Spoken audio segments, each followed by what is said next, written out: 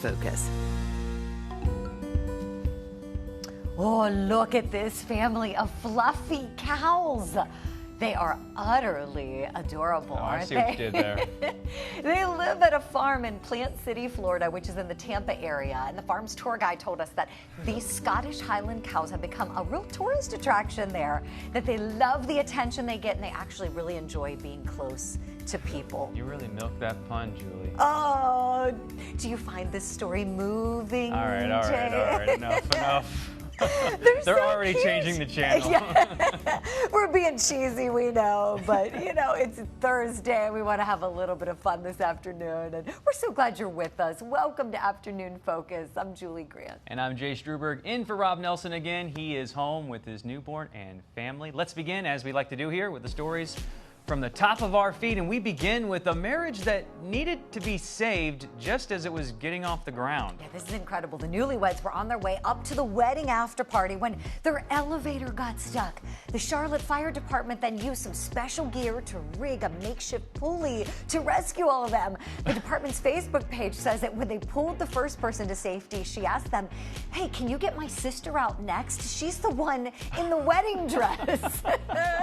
Thankfully, everybody was okay. We say bravo to the Charlotte Fire Department and wish the best of luck to the bride and groom. What a gorgeous couple. Hey, it's a story you'll never forget. No. You will be telling that one forever. Oh, wow. Glad to hear they're okay, too, but yeah, that'd be scary. That Get could stuck be in an elevator on your wedding day. Oh, my gosh.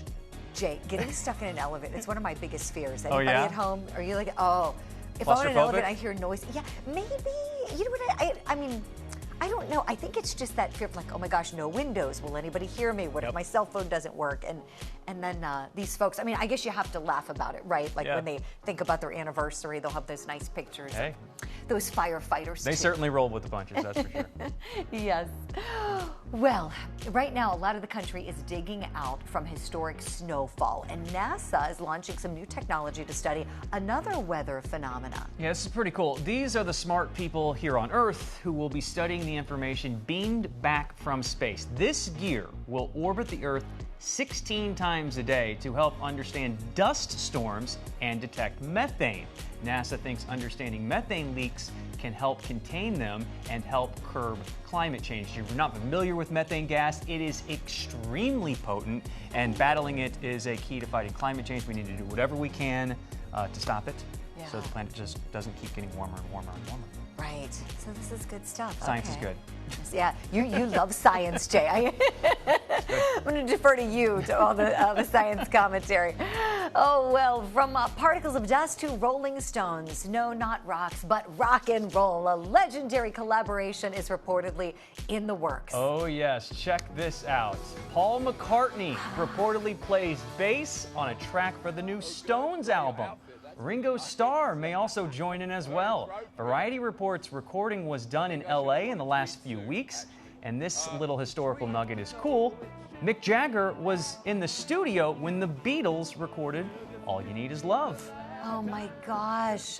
Okay, two iconic bands, part of what was called the British Invasion, right? When these rock bands came into America and blew up, and they're so beloved today. Yeah, they stand the test of time. They're still on my Spotify track list. Paint It Black, all like workout music. Such a great music. I mean, come on. And Abbey Road, White Album. My gosh. Okay. But having McCartney with the Stones. Right? All right, now, tough question for you, Jay. I'm going to put you on the spot here. Here we go. The Beatles or the Stones?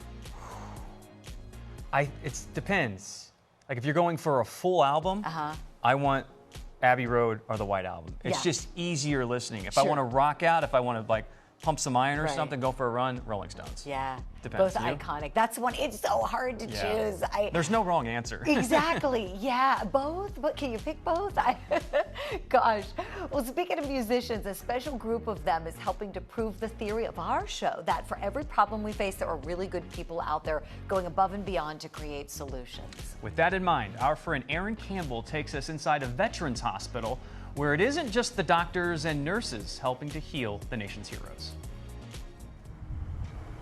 Inside the Nashville VA, you'll find a variety of military veterans. including Jack DeFluter. I used to pray that we wouldn't have mass casualties and we wouldn't have neck wounds, but that didn't work. So The former combat medic has a lot of fond memories. Got to live in Hawaii. It was just an amazing place to live. And sad ones about his time in Vietnam. You look down there and you remember what happened, who you were when you came over, who you are when you're leaving, who you knew, who didn't make it home, who you've left behind. It's and it's a lot for a young man to do. 72 now, DeFluter relies a lot on other healthcare professionals. Hello. Hey. And sometimes you need a little pick-me-up. We're gonna kick it off with this one, all right? Okay. 1, 2. We're just kind of vessels. We just play the guitars and sing, but it's the songs and, all that does its own thing. You got my number. An opportunity to get lost in the melodies and the rhythms of King Calloway. All of this being organized by Musicians on Call. The idea that you've got obviously emergency services on call, but what if you've got musicians on call? Sometimes you just need a bit of an emotional pick-me-up. Yes, she could hear the cars roll by. During National Salute to Veteran Patients Week, Like waves crashing on a beach. I think we all believe that it's so important to make sure when they do get back after their service that they have everything that they need. You have any patriotic songs at all? We can honor them in that way because they protected us and protected our freedoms. it didn't take long for DeFluter to become a fan. Beside her. And a little music therapy was just what the doctor ordered. It makes you feel like you belong. America, my home, sweet home. All right. Yeah, I get to clap, right? Look how much he appreciated that too. Probably the best song about this country too, America the Beautiful, to end on. You know, we did stories earlier this week about helping veterans with animals, with dogs, helping them out. Now music, it just goes to show you like what a simple gesture like that, how far it goes.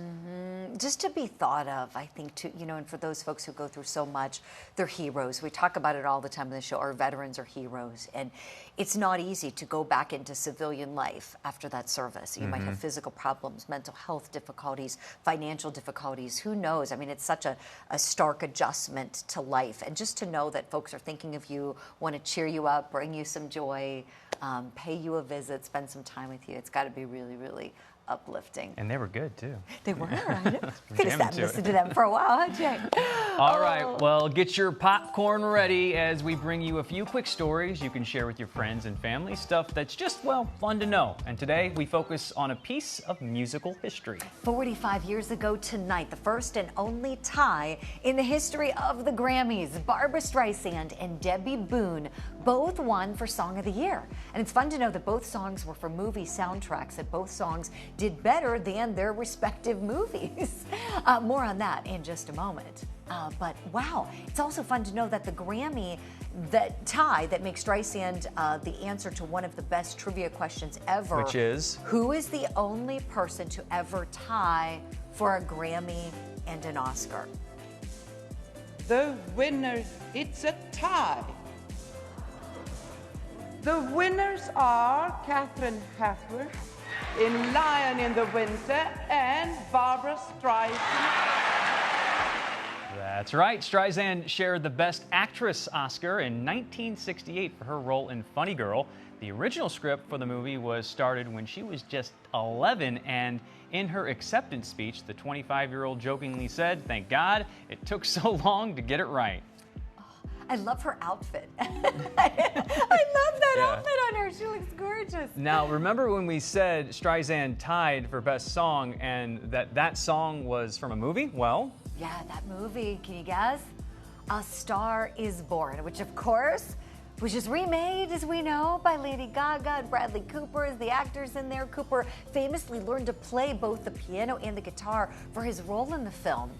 And get this, we have more for you folks. It's fun to know his guitar teacher was Willie Nelson's son. the through lines on these stories, Right? it's crazy. So good. Oh my gosh. Barbra Streisand kind of testing, stands the test of time. She's going to receive actually the Justice Ruth Bader Ginsburg Woman of Leadership Award at the Library of Congress in April, which is kind of cool because RBG and Streisand, both from Brooklyn, both legendary figures, pioneering women. So that's kind of cool. I wonder if they were friends, if they knew each other or ever became friends. Or you would think maybe at a party somewhere at some time they had to have rubbed elbows. There's got to be a picture, Jay. I want to see a picture. In my mind, I'm picturing on the sidewalk going to a bagel together. place or something like that. Come on. Something in New York. Oh my gosh. Well, we have to squeeze in a quick break, but coming up next, how a man is celebrating the Black history that was made right in his own community. History can be lost so easy. I wanted to let people know we were here.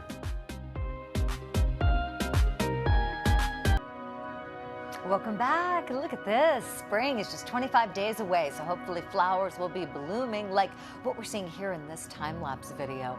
Really cool phenomena to capture. Beautiful. Maybe not in the country right now. That's crazy weather we're seeing, but hopefully parts of the country will get that sometime soon. Yes. Well, this month we've been celebrating Black history and the achievements of African-American change makers. And at 75 years old, a man found his purpose telling stories of Black magic makers in his community. Forrest Sanders has the story from Tennessee. Come on in and listen. Wayne R. Wolford Sr. has no shortage of stories. I'm in my 70s. I have lived it. Like the time he went to a show in St. Louis in the late 60s and nearly played drums for Ike and Tina Turner. The drummer wasn't there. They said, anybody here can play drums? I just threw my hands up real fast. Yeah. Next thing you know, guess who walked in the door? The drummer. He also nearly played pro football. He's been a barber, a teacher, an author. But look around this place he's in and you can see Wayne's telling stories of a whole lot of other people too. History can be lost so easy.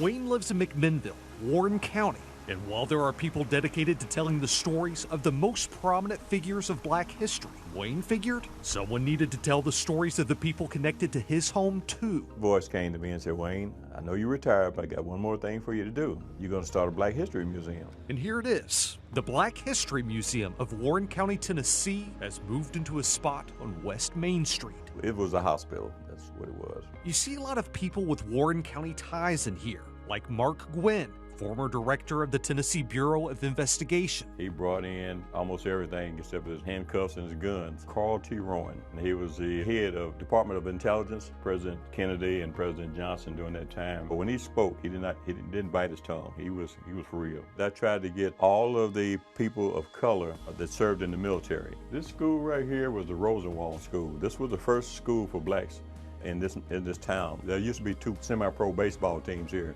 For a storyteller who was once a barber, once a teacher, almost a pro football player, and drummer for Tina, life's been leading to this. This is his calling. I wanted to let people know we were here. Oh, I think that's great that it's almost like he's kind of found this calling, and share these stories, share these traditions. Doesn't matter how old he is, he's got a lot that he can pass on to younger generations. Absolutely, and doing it with pictures on the wall too. You can just go one by one, share the stories. I was hooked when he showed me the baseball one. I'm like, I want to know more about this team. Yes. That's just, it's such a cool way to pay tribute to people who really need the recognition. That's the truth. Oh, well, stick around, folks. Coming up, we have a creative solution that is filling classrooms across the country with some new kinds of educators.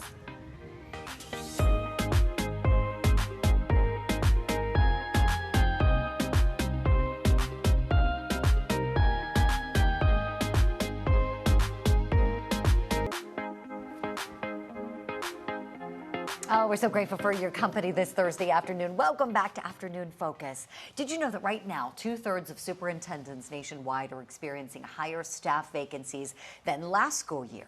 And the search for teachers is putting a strain on our education system. Vanessa Michanya explores how schools are now working with a new type of candidate. This is a 2nd grade class coming back from recess. Something that I love about stories in elementary schools is the injection of fun, bright energy that you don't get in your typical day-to-day adult life. Karate, Ninja. Ninja, of course, Ninja. Yes, I'm so sorry. Yes. This day in St. Joseph's Elementary School in Lincoln, Nebraska is particularly fun because it's Dress as Your Future Career Day. And some of our teachers even adopted that theme. So. Principal Kevin Nauman is taking me around, and while there's fun to be had in the classrooms here, arms in the man I sing. He tells me staffing those rooms has been a difficult experience. It has required us to start the interview process earlier and go a little bit later to get our staff slots filled. St. Joseph's is one of the lucky schools without any vacancies, but filling those teacher slots, he tells me, has been a huge headache. They're in higher demand. And so a lot of new people out of college, instead of being offered a job and saying, yes, I'll take it, they're kind of like, well, let me think about it. I've got 3 other interviews, and then they weigh their options and then let the school know. This is why Nauman, a military veteran, is backing a proposed bill in Nebraska that would fast-track vets who are not dishonorably discharged into the teaching profession. There's a lot of potential coming out of the service, and those service members have a lot to offer. We know that we have teacher shortages across the state in public schools, hundreds of openings in larger public schools districts, but Catholic schools are not immune. Jeremy Eckler of the Nebraska Catholic Conference says the bill would give veterans who served at least 4 years a fast track to a teaching certificate, as well as have them paired with teaching mentors. The bill also requires the vets to pass a test on the subject that they will be teaching.